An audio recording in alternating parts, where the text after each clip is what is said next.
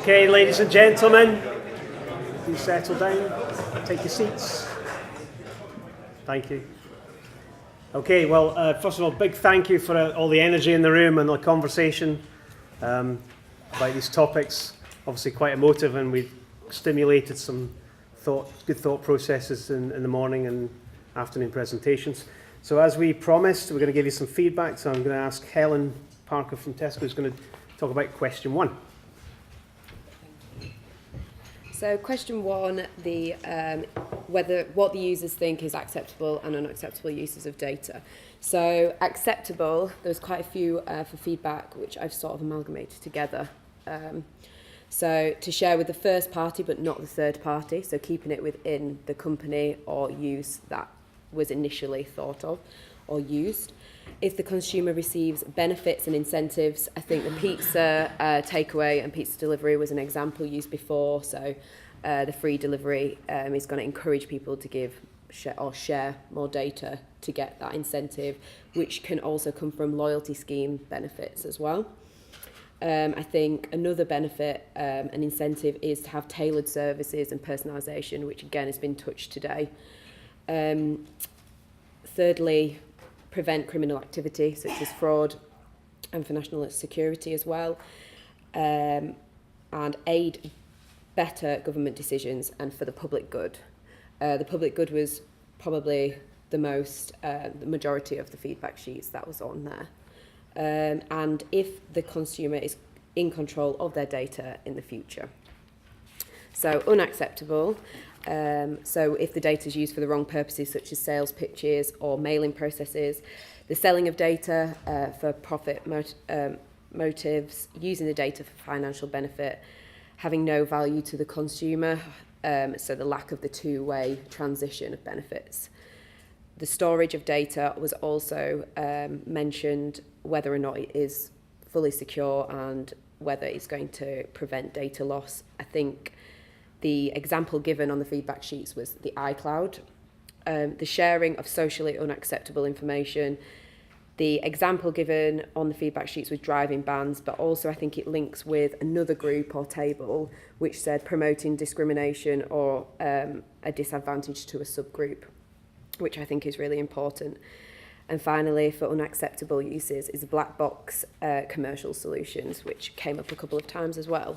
Another thing that was probably on quite a few of the feedback sheets was general rhetorical questions or sort of depending on who you ask or how you're asking the question, which I think a lot of the rhetorical questions were impeding the customer or the individual or population to actually know or decide what acceptable and unacceptable is, uses of data. I know on our table we discussed that people aren't actually aware of where the data is going, how it's being used, who has it, what is being done with it. They don't have enough information themselves or education to make a decision on what is acceptable and unacceptable. The word data sharing has preconceptions which may be driven by negative headlines or historical mishaps.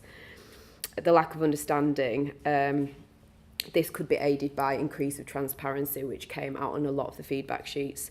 I think John Pullinger said you've got to persuade the customer, and I think you've also got to inform them, and I think this will help the consumer to have more freedom in giving consent with an educated decision of what is acceptable and not acceptable. So, thank you. So thank you, Helen. Really insightful. Talia, would you like to cover off question 2? Okay, so to look at the more positive side of things, so future opportunities. I think one of the main answers that came across from most of the tables was in terms of how we collect the data.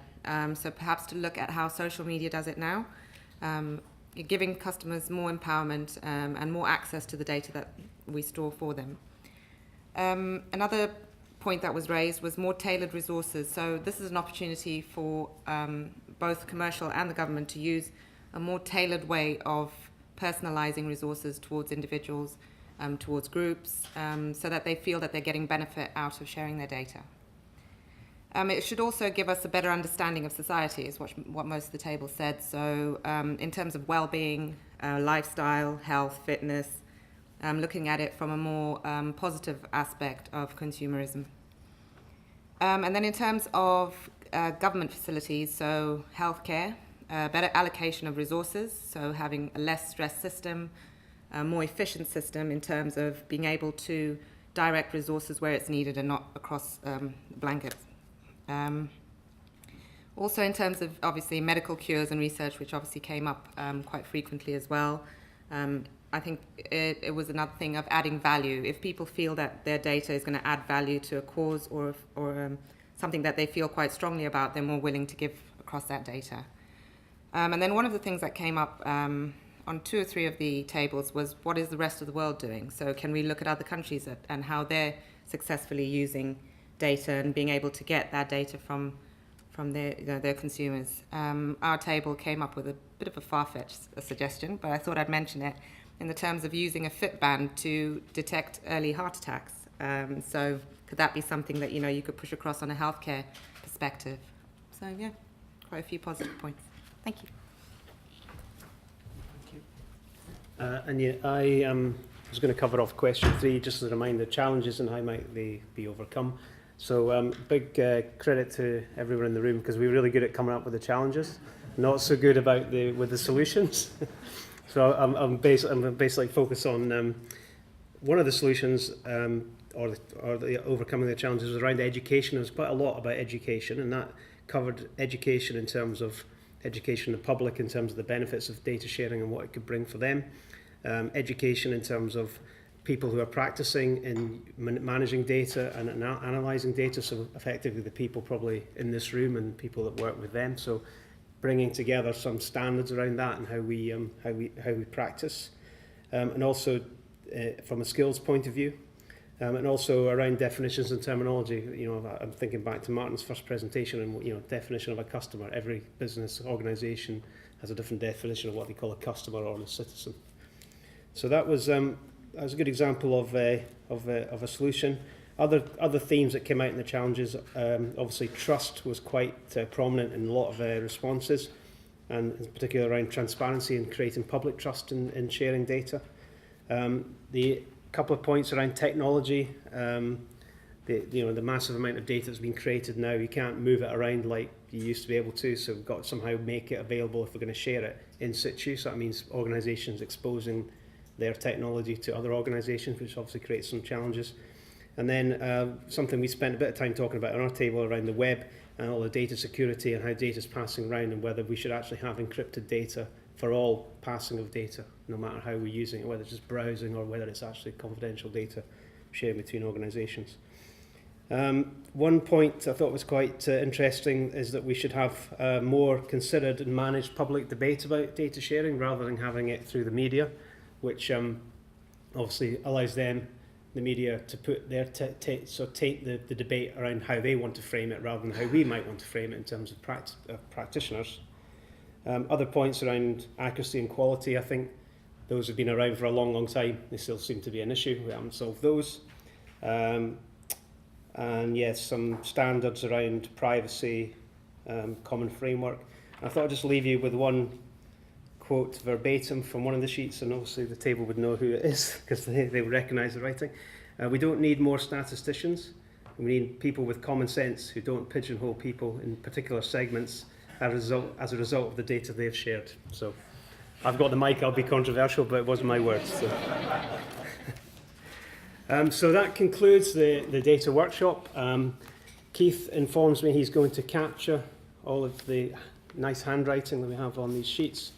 Not necessarily try and wordsmith it into some kind of themes or create some insight, but if he's looking for a volunteer, if anyone would like to volunteer to do that on behalf of Doug, then we could perhaps share it with the group.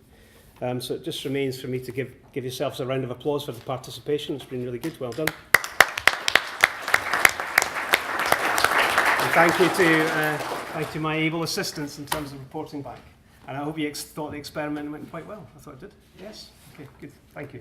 Thank you. Can I just say, Andy, that if anybody is well into this topic and would like to grab those and make something of them, I'd be very grateful now. over there, yes. Okay. Thank you very much, everybody. And at this stage, I believe I get a break from chairing and get to put a different hat on as a panel member. And Steve Bond is going to take over the chairing for the panel discussion. We have some panel members hopefully coming forward. I hope so.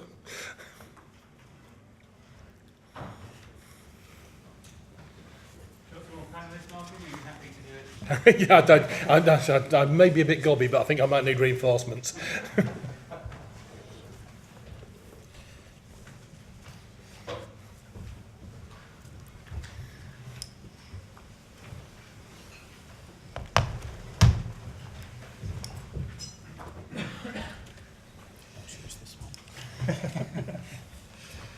Okay, good afternoon everyone.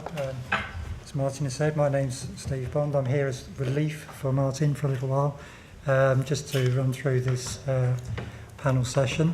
I think that one of the things that I've deliberately done is I've chosen to sit at this end of the table so that you don't get me and Martin confused. But I think that one of the things that I wanted to just sort of throw up in the air and get some sort of provocation on was some thoughts about how the various presentations have sort of suggested to me a couple of themes, and whether our panellists agree with that remains to be seen. Martin at the far end, I hope you know by now, he's been with us all day, head of insights at Boots, and therefore very experienced in handling vast amounts of data. John Hollinger as well, again from earlier today. I'm led to believe he does something in statistics, so hopefully he'll have some views for us as well. We're joined by two new panel members this afternoon. Simon Briscoe, a long-established, if I can use that expression without people feeling depressed, statistician, worked in various sectors, so a broad base of experience, and therefore probably got several views from different perspectives on what we might be talking about. And as recently as last month was appointed to the Open Data User Group. So some big experience coming through there. And finally on my right, Richard Hyman. Certainly those of you who work in retail will know Richard's name. Been well established as a commentator and analyst in retail for a good many years.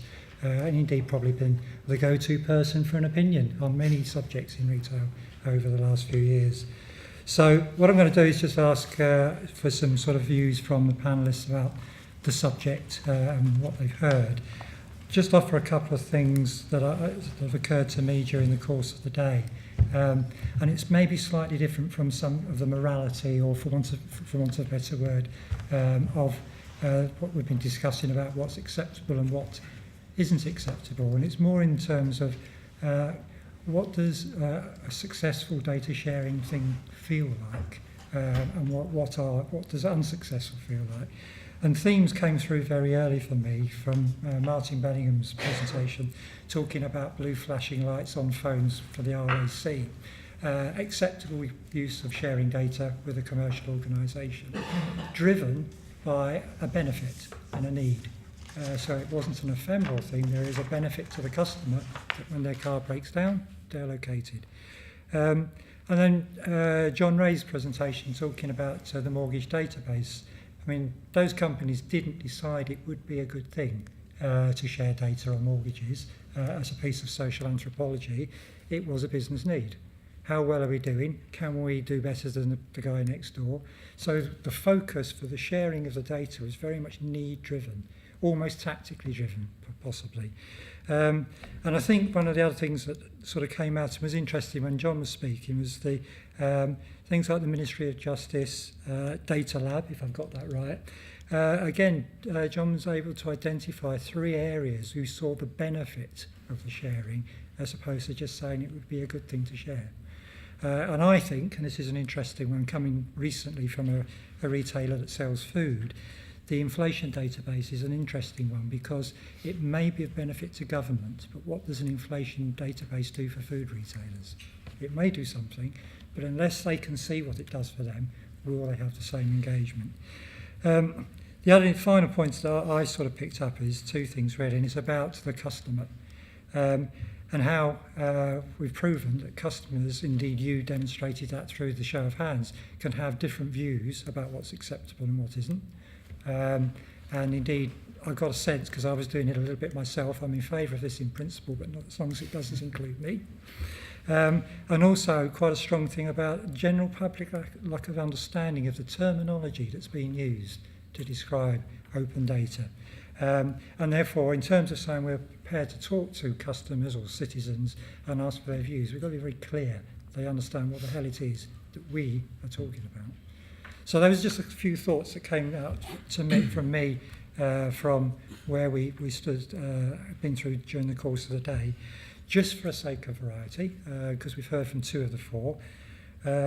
Simon, can I ask you to kick off with a few thoughts in terms of where we've been today?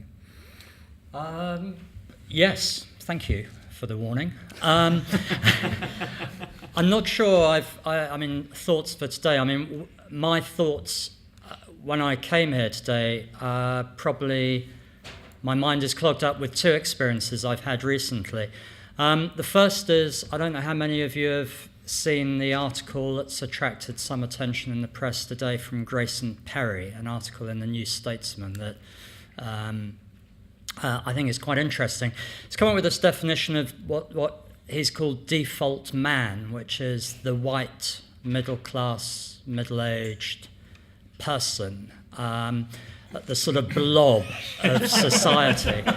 And John's doing the gesturing for me, but I mean, looking out into the audience, I think there's probably only about a dozen women here. Anyway, his point is that society is rotten because it's this 10% of people who control 80-90% of society, and they're not really interested in change.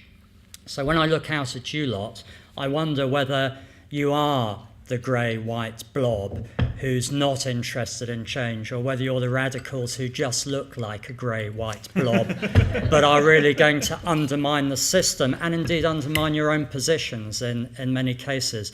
So that's one thought. The second thought is I spent much of the weekend at a data hack on the other side of London, just by Old Street Tube Station.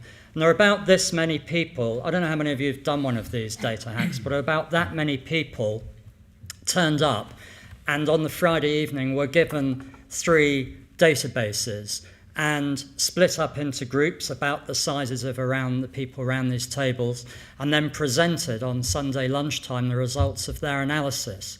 And they provided incredible insight and incredible visualizations that were just about bringing tears to the eyes of the representatives from the charities who were there, because of what they'd managed to do and what the charities had managed to learn in 48 hours.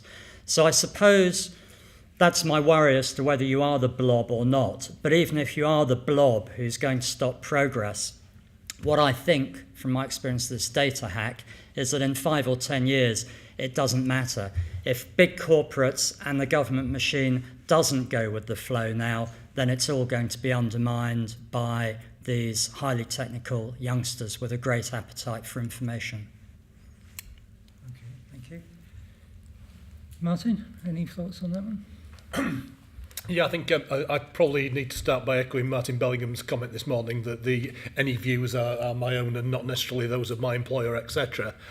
But I think some of the things that struck me, particularly with some of the statistics, is I think there's a real element of the debate has been very much owned, I think, by a quite vociferous privacy lobby about what can and can't be done with data. And I think sometimes that's led to misapprehensions, because I've spent quite a lot of time looking at behavioural economics and the old Kahneman thinking fast, thinking slow over the last couple of years. And I think it's a particular area where, depending on what you ask consumers, are you concerned about data privacy? Well, not many people are going to tick no on that on a survey box. And I think that leads to a certain perception of what data professionals do. And I think one of the key things that's come out to me has been a real need for data professionals to almost stand up and be counted about what we do with data. I think too often we've probably took a step back and assumed that somebody else would make the case for us, rather than actually actively going out and explaining what we do. John, can I ask, for some general thoughts, but specifically, because it was mentioned just before, we don't need no statisticians. And Martin mentioned about the need for data professionals. I think you're in favour of data professionals, and I wonder if also, as part of your thought process, there's quite a lot of debate on, and there's a distinction being made between statisticians and data scientists. And is there a difference between the two? Do they fulfil the same role or different roles? Okay, there's quite a few things in there. Clearly we do need statisticians, but there is an intersection between statisticians and people with common sense. I think that was the distinction that was made earlier on, and hopefully it's quite a big one most of the time, and we need both of those things. And I think when you're looking at a kind of situation where something is really quite complicated, there is a need for expertise to unpick it if you're not to be misdirected. But there is also a huge need for kind of intelligent customers and intelligent kind of intermediaries who don't have to be statisticians. And at the moment, I think we lack enough of both. And my general comment was going to be that the thing which we haven't talked about too much today, although I was interested that it came out fairly strongly from the workshop session, is about education. So the education of the people who are not us, education in data literacy. There is a woeful lack of that that starts in our schools and works its way up through the university system and into the workplace.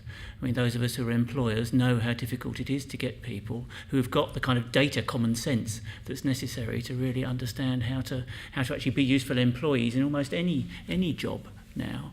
And talking to some people earlier about the world of the media, for example, I mean, there are very, very few people who've got any serious quantitative education in that sector, and yet they're dealing with very complex quantitative issues. The same would be true in the law, in all sorts of walks of life. That actually you cannot function unless you have a pretty reasonable level of data literacy, and common sense now requires that kind of understanding.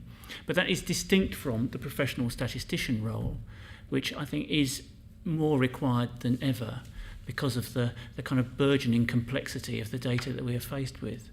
Asking the statistical questions about what level of precision you can judge from this, what level of bias can you judge from this, how you set some standards that enable one set of data to be compared with another, what are the statistical techniques and methodologies that will enable you to extract some insight from that data are more necessary than ever. The data science thing, I think, is a little bit of a red herring in a sense, because I think data science, in kind of my reading of the literature, is simply a blend of statistics and computing, and you can't be a really effective computer scientist if you don't understand the data you're kind of computing, and increasingly you can't be a good statistician unless you're capable of understanding the kind of the technical aspects of how you bring together very large data sets and manipulate them. So there are different skills, radically different skills, but it's a kind of a new wine in an old bottle, I think. And I wouldn't want to waste too much time arguing the kind of semantics of who's a statistician, who's a data scientist, who's a computer technician. I think there's a bundle of skills here around using data in a very professional way and making sure people are not misled by it that we all need to contribute to, and there'll be a blend of kind of analytical competence necessary for that. So hopefully I've answered your question there. Now, the one thing that I was going to say in kind of general remarks, the thing which is missing, I think, is this education thing. And I think we need that kind of as employers and as kind of inquiring citizens to really campaign for that across the education system. But on the opportunity side, I mean, there was a headline, I can't remember which newspaper it was in, something like data, the new oil. And I think that captures the mood for me at the time when oil was suddenly becoming seen as the thing that would transform prosperity, and did transform prosperity. And we're at that stage with data at the moment. We know there's something really quite remarkable in this new thing, but we haven't really understood its properties yet. But when we do, amazing things will happen, and they are beginning at the moment, but they really are only just beginning. And data has a property that oil does not have, and why sharing is so important. It doesn't run out, and the more you share it, the more you use it, the more value it has. So that kind of gives a kind of even greater potential that we've got here. But the potential will only be there, as it was with oil, by people actually digging it out of the ground and working out applications for it that did actually do something valuable for people. So I think, kind of Steve's point, you have to start with the problems this wonderful new resource can solve and then apply it to those problems. And I think that's what we in this room have really got a great position to bring, because of the positions we have in our own companies and organisations. We can bring this wonderful new resource to add value for our organisations. Richard, I was wondering, I know your thoughts on an overview, and second, given your exposure to retail in particular over many years, how you're observing this shift towards more data-driven decision making? Yeah, my views are a pretty narrow one, really. It is very much the retail view, but I think that in my business career, I've found that everything starts with a customer. Whatever business you're in, it starts with the customer. And to pick up on the end bit of what you were saying, it's about application. It's about finding applications for data, and it's very interesting that today retail as an industry has never had so much data and never been, as an industry, so poor at engaging with the customer. There's no better example than the food sector, where three of the major companies, 4 if you include Asda, although I think they're maybe less culpable, have sort of suddenly discovered Aldi and Lidl. Aldi came here in 1990. Britain was one of the last markets in the developed world that Aldi chose to enter. When they did come here in 1990, they already spoke for about 20-25% of the German food market. Germany's not that far away. You can get in a car and go there and go and have a look at a few shops, do a bit of research on the ground, and it's amazing that with all the data that they have at their disposal, they really lost sight of what was going on under their very noses with their own customers. They were going and shopping in other places. So I think, what does all that tell us? Well, it's partly to do with the fact that the nature of the market has changed, and when you're in a growth market, there's a hell of a lot you can get away with, and we're not in a growth market anymore, or at least the tiny amount of growth that there is in retail isn't enough to go round. I think data is fantastic. I think that you've got to start with the consumer. You've got to start with the consumer when it's data about the consumer, but you've also got to take that principle. Whatever you're looking at, you've got to look at what it is you're measuring. One of the things that has always struck me about ONS data, which over the years I've been a huge user of, I should insert in parenthesis frustrated, just to qualify the nature of my usership. It struck me that it's a great example of the fact that to really be successful in measuring things, you have to be able to understand the nature of what it is you're measuring. And I think that is where a lot of data tends to fall down, and where the opportunity lies to make it really more able to be leveraged in an effective way. I think it's not really about having loads of data, it's what you do with it and the effects of what you do with it. So that's really my take. Is there any other opposing views, or does that sense with the other 3 members that it applies generally across all sectors? Because Richard's speaking from a retail perspective. Yeah. Pretty much universal. Yeah. Just one thought, and then I hope we take some sort of questions, because certainly it's a conversation which goes on very frequently at demographic user group meetings, and it's a point that John's made about education being so fundamentally important. And that's quite a shame in the sense that we've had a couple of good presentations today, and I mean I think it's general consensus, for example, that the MSc student theses are getting better each year, and they're really pretty good. And yet it's still a conversation that we won't be having generally that says that education is still one of the things, getting the right supply of people into organisations is still one of the biggest problems that people face. Are there any perceived barriers that we can identify that are stopping a closer dialogue between organisations that you represent and educational organisations, or is it just that we're so very early in the learning cycle?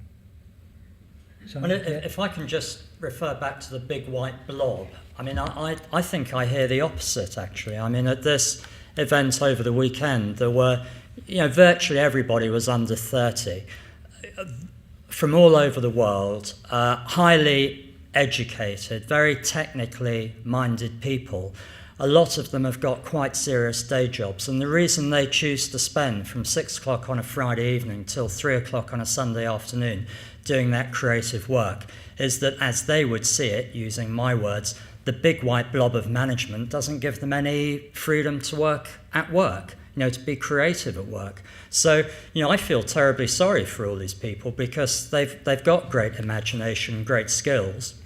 And generally, the world of employment, if you want a sort of job that pays you a salary and might contribute to a pension, the sort of job that the blobs on the panel here have been used to, then it's very difficult these days. So I'm not sure it is a lack of numeracy skills. I mean, clearly, there's a pyramid within society when it comes to numeracy skills, but I think there's quite a chunk at the top, the top 10% or something, which is pretty highly numerate and generally doesn't get a chance to flex its numeracy in the world of work that they're offered. I think it's really interesting, that top 10% element to me, because I think it's one of the things which the whole McKinsey Big Data report really fundamentally didn't help with. So I think when McKinsey talked about a massive data shortage, they talked about a shortage of data scientists and then a shortage of data-enabled managers to make sense of their findings. And I think over the last 2 or 3 years, the debate about data has ended up in this debate about how do we find data scientists and how do we train people with advanced machine learning skills, Python, PhDs in stats. And actually, I think you're right. I think those people are there. I think what we're really short of, to John's point, is I think it was about 1.5 million people in the US that McKinsey estimated with what I think is a data common sense shortage.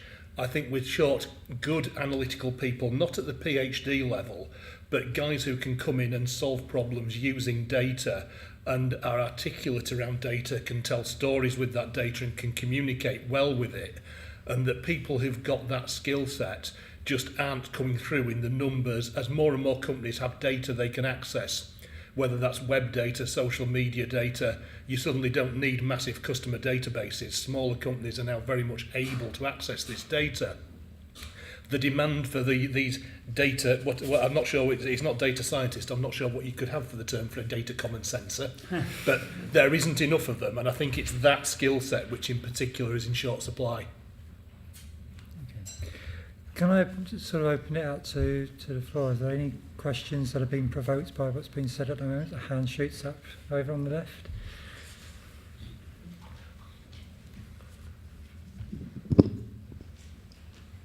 Thank you. Hi, Paul Cook, formerly of Just Eat.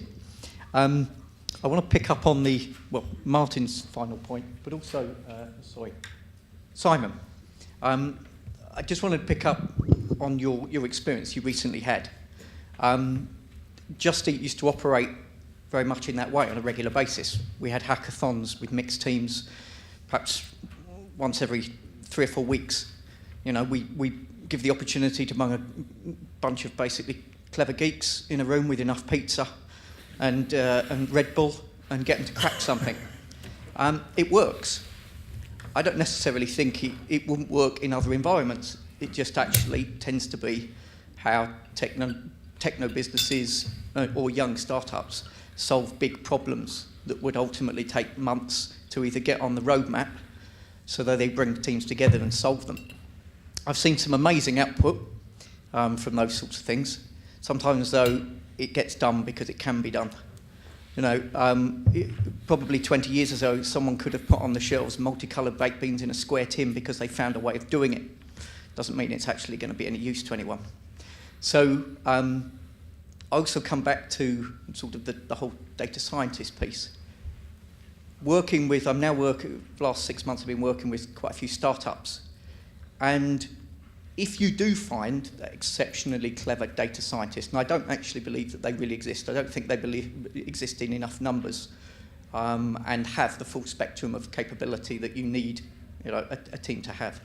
But if you do, I personally, from what I've seen over the last 2 or 3 years, they could be as much of a danger to a business as anything else. We're talking about people here that, you know, large groups of them would be capable of setting up a space in the dark web and storing whatever they want. They can hack it, code it, steal it. And these people see this sort of way of working as part of day-to-day life. You know, they'll sit there, you know, Google, not Google themselves, but if you go to some of the Google campuses or the startup locations, these guys will be sat over a sandwich talking about how they can hack data. And if they can't hack it, they're certainly not going to buy it. They'll hack it. If they can't hack it, they'll find someone on the web that can help them hack it. Now, you know, those skills are very clever, but also you tend to find that they have no boundaries. You know, when I bring up data regulations and privacy with some of these individuals, it's almost, doesn't matter anymore. It's all out there anyway. It's just there to get. I just leave that because I think it has a big impact on where things end up if we empower people like that to just go and do what they want without actually perhaps having some standards around it. Any other thoughts or observations, or on any other point into that?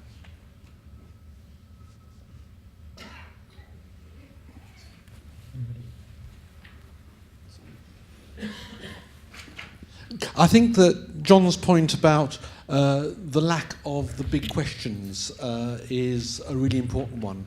I think that we do have the people with the appropriate skills. I don't think they're quite as nefarious. Perhaps I haven't come across them. There will be nefarious ones, but I think there are many who are adequately ethical.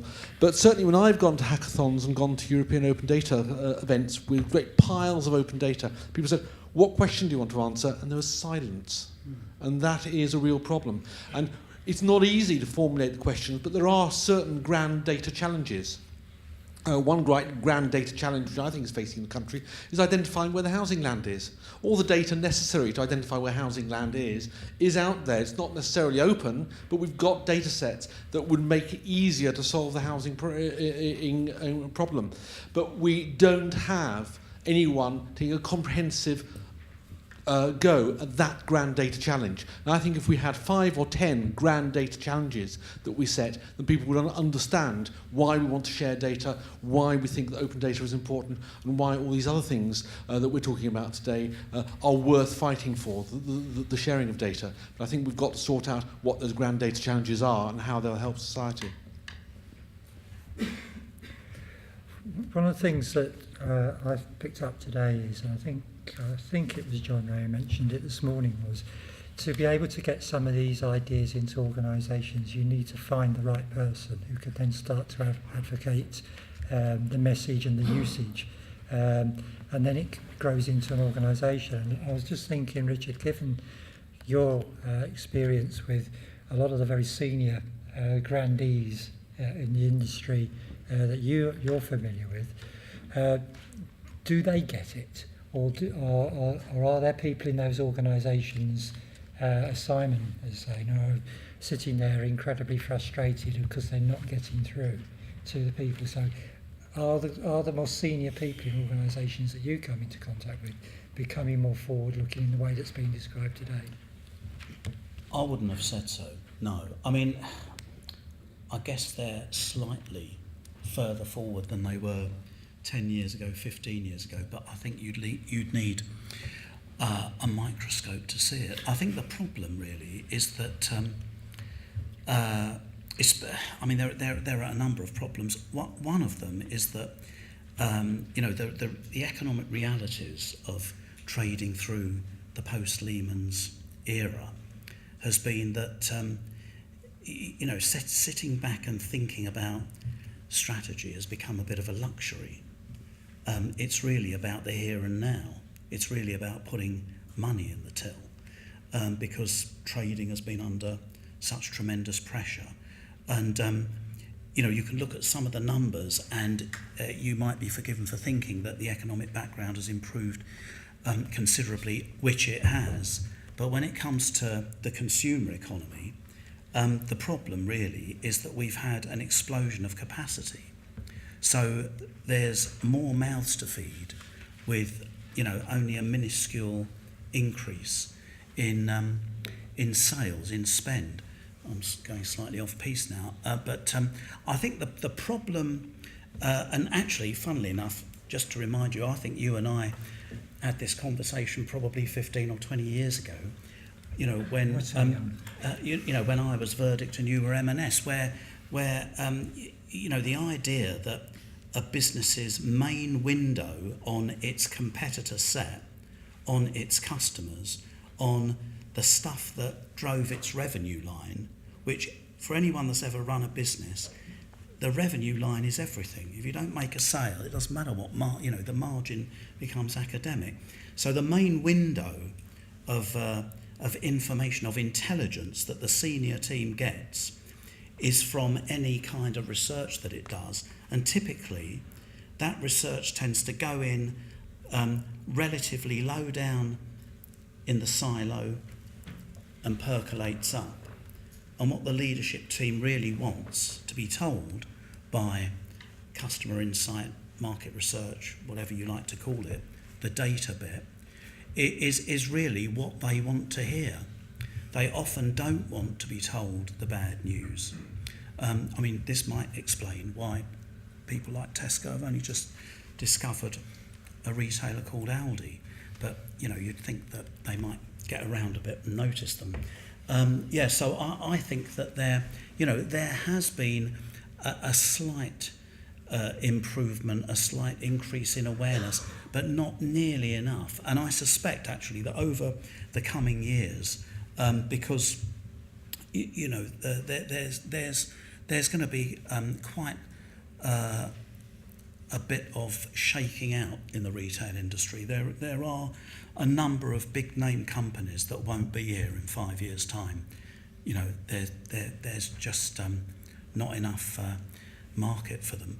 I think that people will become increasingly aware that you've got to understand your competitors better. You've got to understand your customers a lot better. And the way to do that is by various forms of measurement which produce data. And so I think we are on the road, but it's painfully slow.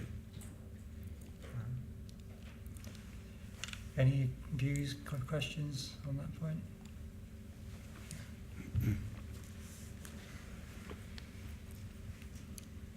Could I come back to the education thing, but with a slight kind of spin on it? I've changed my mind a bit during the course of the day, which is actually evidence of some success, I think.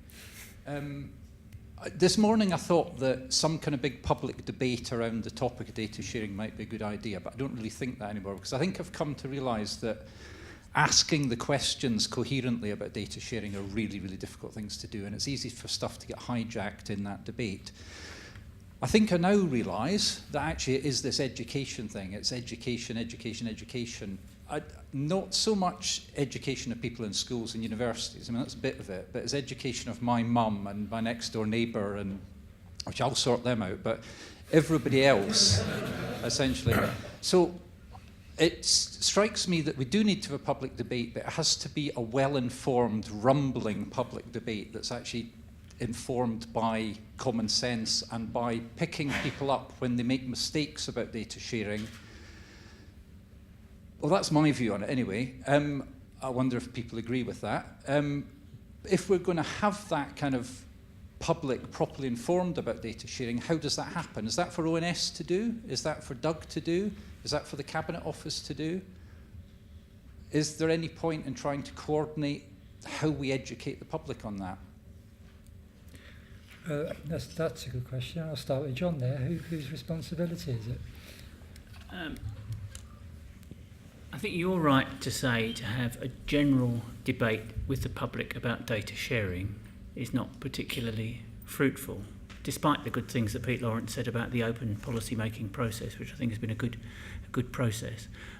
I think the way to enrol the public at kind of all levels is to talk about the problems that we can solve if we understand this. I mean, that works for a primary school child, it works for a PhD, it works for the wonderful master's projects that we had presented today, and I think it works in a business. If you go to your board and say you can solve this problem of how do we beat Aldi with this analysis, they're going to perk up a bit. So I think we do it by telling the stories that actually resonate with the particular customer, audience, board, whoever it is that we happen to be dealing with, and that's how you have the debate. And you know, it's a classic kind of thing here is that you customise it, you kind of tailor the message to the audience you're trying to convert. And all of us can do that. You will go to your mum with a different set of stories than you'll go to your next door neighbour, than you'll go when you go back to the office. And I think that's the challenge for all of us. We can all tell convincing stories, but my sense is we are actually quite shy about doing that at the moment, and that's part of the reason why the debate is ill-informed. So it is for all of us to do it, because we can see better than most at the moment why it will make a difference. And I spent 3 years chairing the Royal Statistical Society's Get Stats campaign. And my little tagline there was, those organisations and individuals that get stats will get on, those that don't will get left behind. And the retail story is a really nice example of that. And as each year goes by, we'll see more and more people getting left behind, and then they'll be waking up. For some of them, it's going to be too late. We have to hope for our organisations we wake up before it is too late. Simon, what are your views about I think it's partly about, I mean, I endorse everything John said, but I think it's not only about problem solving, it's about entertaining people. And I think there's so many bits of data that are currently hidden from my eyes, from our eyes, unless you're prepared to pay a check or do something else, which could just be entertaining. I mean, you know, so someone I was with a few days ago had access to the DVLA car registrations data. I know there'll be someone in the room who tells me how much that costs. It's 30,000, 40,000 to have it for a year or something. But, you know, it was just fascinating. I just found it endlessly fascinating that, you know, within the M25, predominantly people want silver and white cars. And, you know, in Wales is where you're going to find the highest proportion of brown cars. I mean, it's just sort of endlessly fascinating. And if people could appreciate that tittle-tattle was due to open data and some, you know, boneheaded organisation trying to, you know, live by some out-of-date set of rules, that if we can just get rid of that and share that information, people will suddenly realise that this isn't actually causing any damage. You know, it's not revealing the fact that, you know, my car is some particular colour and someone's going to do something nasty to me because of that. It's just, you know, it's our information. We pay to have our cars registered, and we should jolly well be able to know how many silver and green cars there are. I mean, it's just, it's sort of entertaining, and it might well solve a problem as well. I've no idea, but... for celebrity, Martin, thoughts?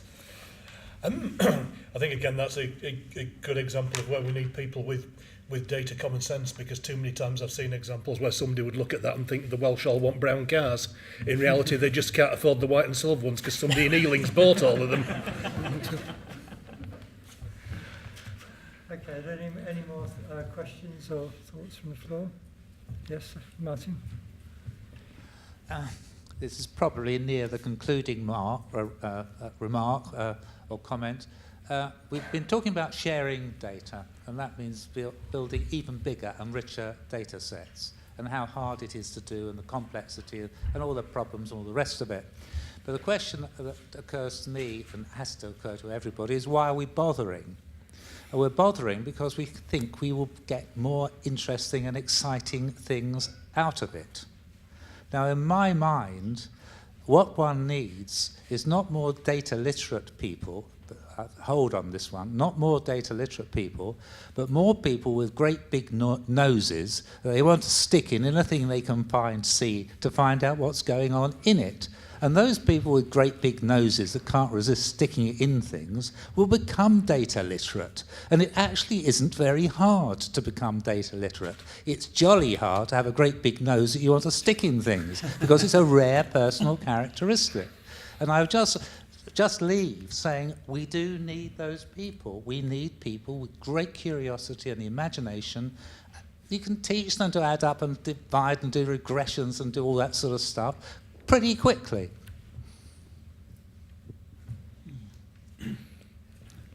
Any other comments and views to that showstopper?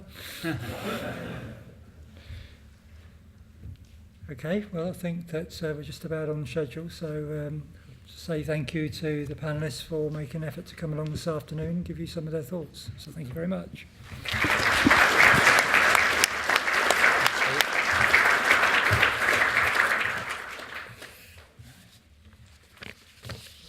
Steve. Yeah, so back to me again. So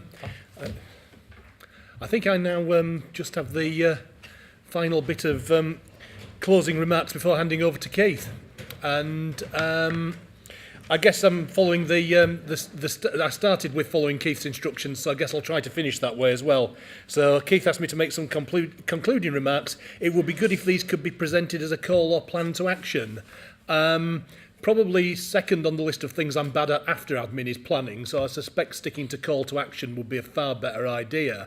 But I think I'd just probably echo the comments earlier that actually so much of this does seem to me to be about education and how do we, I think I made some crack earlier about quite liking the fact that I would be considered occasionally a supervillain by the Daily Mail, which actually does quite appeal to me on many levels.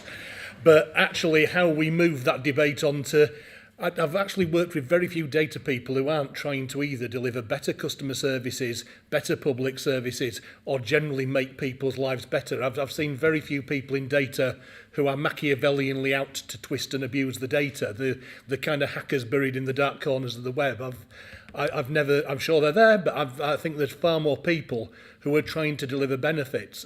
And I think behind data sharing is this idea of how do we maybe all go away and convince 5 people that actually we're trying to deliver things in the customer good and that maybe we Spider-Man and Batman and not Poison Ivy or what. I'm probably mixing the heroes and villains badly, but it depends what my daughter's watching on the TV. But maybe we're superheroes, not villains, if we can persuade people properly. And with that, an acknowledgement of where we do have heroes, Keith is now, I believe, going to present the Doug Award for 2014. Right, will do. Thanks very much indeed, Martin. Some of you might guess what the award is, but you'll find it out in a moment. Right, an annual event, and this year we had quite a struggle to decide who was going to be the winner. We had several good candidates. There was notably more open data from Land Registry was one, Companies House was another. There was mention of Department of Energy and Climate Change. There was also interest shown by the Public Administration Select Committee in open data and the future of the census. So we had several things to chew on, but there was one other candidate as well. And this year, the winner of Demographics User Group Award for better information from government is, how long shall I leave the pause, Martin? Very good. The Office for National Statistics, and this is the key thing, for its active engagement with the private sector users when carrying out the most successful census in recent decades. And we have a citation which I shall read out to you. The census remains a key source of social and economic statistics for businesses, informing decisions about the targeting of investments of many hundreds of millions of pounds every year. It provides valuable information for small areas, a unique range of topics, and consistent coverage throughout the country. The 2011 census faced several potential pitfalls, but the Office for National Statistics' thoughtful planning overcame these to achieve the best census for several decades. A major element of this was the policy of leading active engagement with users of census statistics, seeking to understand their needs. This is back to Richard's customers again, isn't it? And gaining their support when explaining to the public the uses and value of census information. Again, resonance with data sharing. Members of the demographics user group particularly welcome the innovations in creating statistics about the populations of workplaces such as city centres, which are such important markets for most large commercial organisations. More generally, the 2011 census provides the largest source of free open data for government, businesses and citizens. So there we are, and well done ONS, and we have people from ONS here who might come up and claim the prize and be photographed and that sort of thing. I'm told that we're in Jan's hands here as to where we stand and what we do. So,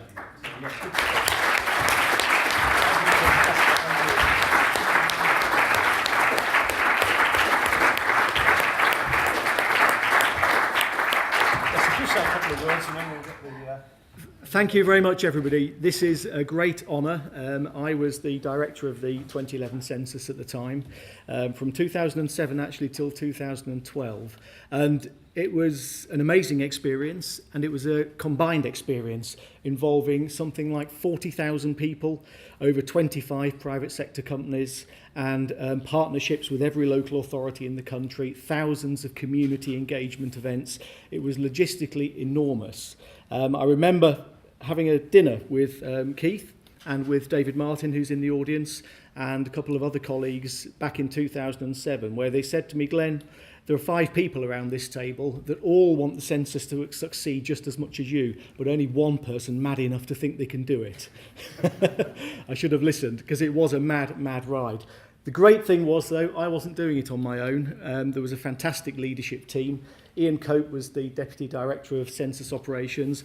Pete Benton over there, give us a wave, Pete, was the Deputy Director looking after the design. Alistair Calder there was looking after the address register part.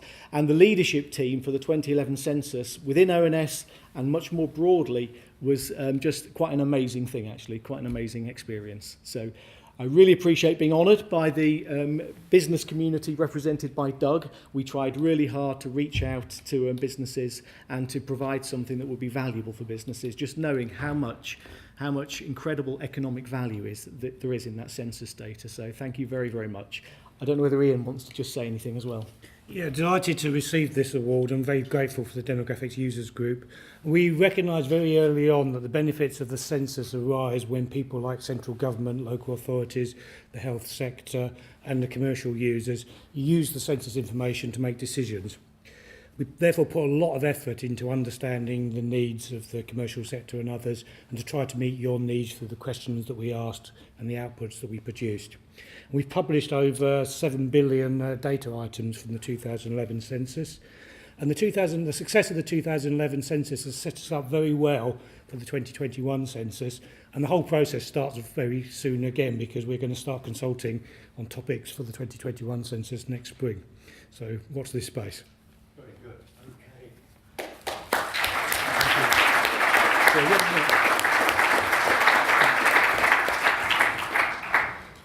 I'd like to make a suggestion that some of our colleagues, Pete, Alistair, and I see various other people in the room, people like David Martin, Bob Farr and others, why doesn't anybody that was involved in making the 2011 census a success just come up? You know who you are.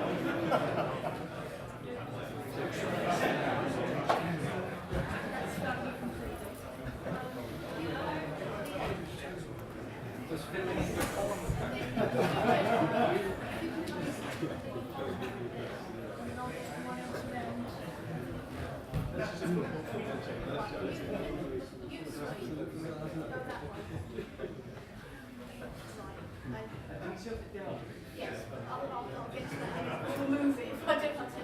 Can you come forward to that side? Would you go that side? Would you come forward, step out there, and you step behind you? That's lots of exercises. I've lost you now. Right, just tilt that down just very slightly. Right, let's go and squeeze. I'll wait on you in the light. Thank you.